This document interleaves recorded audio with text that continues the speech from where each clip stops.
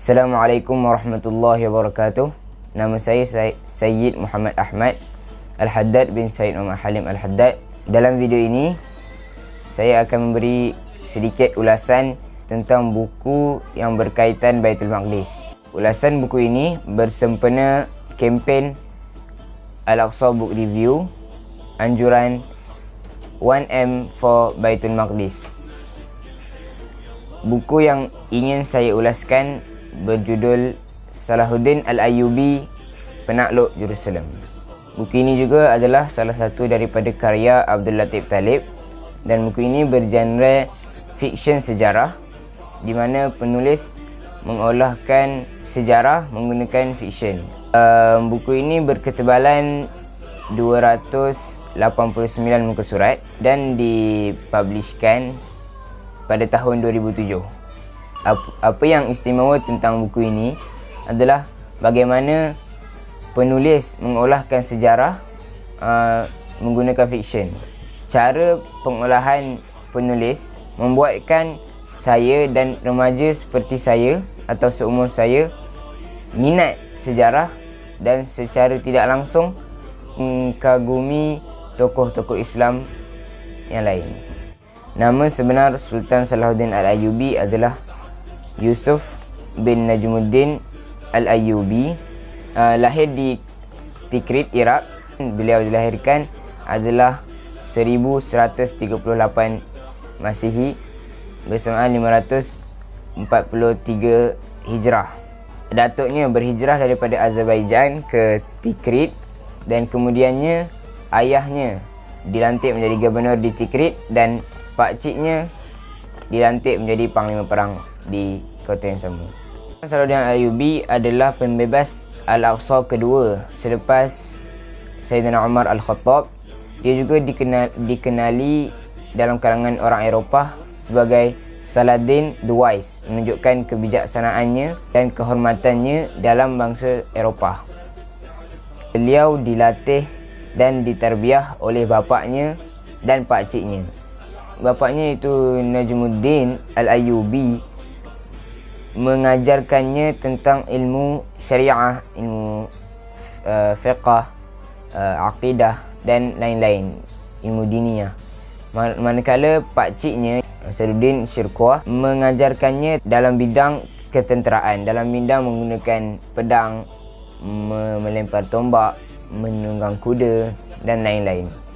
Ceritanya bermula apabila Salahuddin Al-Ayyubi dan pakciknya ditugaskan oleh Sultan untuk pergi ke Mesir menolong kerajaan Mesir di sana. Apabila pakciknya dan beliau, iaitu Sultan Salahuddin, berjaya menyelesaikan misi, tugas, iaitu menghalau tentera-tentera salib daripada mengepung kota Mesir pada ketika itu, maka Sultan Mesir pada ketika itu melantik Asaduddin, iaitu pakcik Salahuddin Al-Ayyubi, menjadi Perdana Menteri di kerajaan Mesir ketika itu, dan Salahuddin Al-Ayyubi telah dilantik oleh pakciknya untuk menjadi panglima tentera teratas dalam kerajaan Mesir.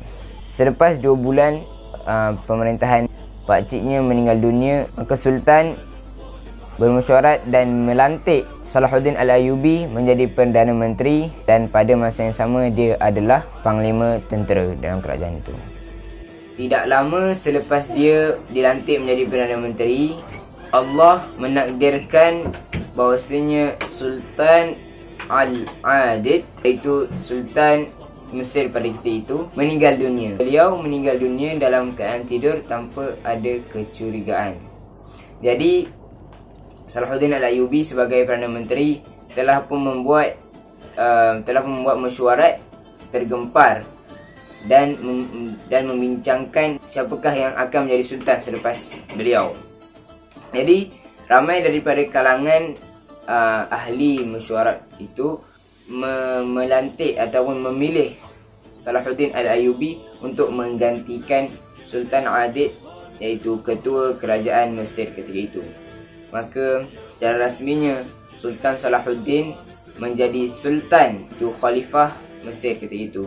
Dia telah menamatkan dinasti ataupun khilafah Fatimiyah dan menggantikan pada khilafah yang akan diteruskan olehnya, oleh beliau adalah Khilafah Al-Ayyubi.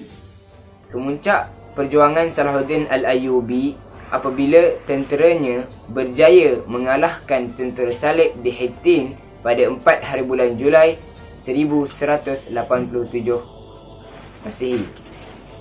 Kejayaan ini membawa kepada jatuhnya Baitul Maqdis kepada tangan umat Islam pada 15 Oktober 1187 Masihi bersamaan hari Jumaat 27 Rejab 583 Hijrah.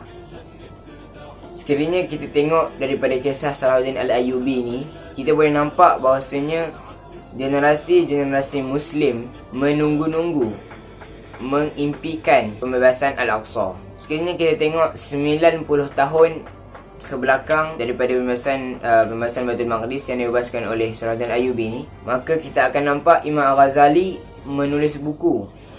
Dan antara tujuan dia menulis buku itu adalah mengislahkan umat Islam untuk membebaskan Baitul Maqdis. Dan pada ketika itu kita tahu bahawa Baitul Maqdis telah dijajah oleh tentera-tentera Salib pada ketika Imam Ghazali hidup. Daripada peristiwa Salahuddin Al-Ayyubi dan peristiwa Imam Ghazali, kita boleh nampak bahawasanya generasi ke generasi umat Islam ini menunggu pembebasan Al-Aqsa ni. Dan bukan sahaja menunggu, mereka berusaha dan terus menerus mencuba untuk membebaskan Baitul Maqdis. Sedarlah bahawasanya Baitul Maqdis sekarang ini telah dijajah lebih kurang 100 tahun lamanya, yang dijajah oleh British dan kemudiannya disambung oleh rejim Zionis hinggalah pada saat ini. Akhir kata, marilah bersama-sama kita menjadikan pembacaan buku tentang Baitul Maqdis agenda yang penting bagi kita sebagai umat Islam pada hari ini. Assalamualaikum warahmatullahi wabarakatuh.